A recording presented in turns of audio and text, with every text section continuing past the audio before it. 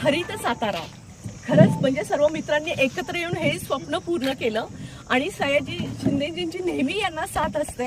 Sir प्रगती मॅडमचं बघते, सगळ्या मित्रपरिवाराचं बघते, तुम्ही हरित साताराबद्दल काय सांगा? नाही, हरित सातारा आता हरित नाही, सगळ्या बिल्डिंगच जास्त झाल्यात, पण माणसं वाढली त्यामुळे बिल्डिंग वाढल्यात. तर ते गृहीत धरता झाडं जास्त वाढली पाहिजे.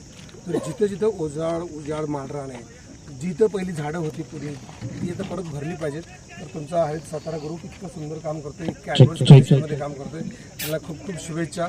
आणि जे न्यूसन्स करतायत, जे झाडं तोडतायत, ते गुरासारखे वागतायत, अशी माणसं त्यांना तुम्ही कंट्रोल करा. वेळ पडली तर हाना धरून काय प्रॉब्लेम नाही, काय व्हायचं तर केस आपण निपटूया, त्यांच्या बाजूने आपण केस लढू. पण अशा माणसांना तसे धडे दिले पाहिजेत. वनव्याबद्दल बोला तुम्ही.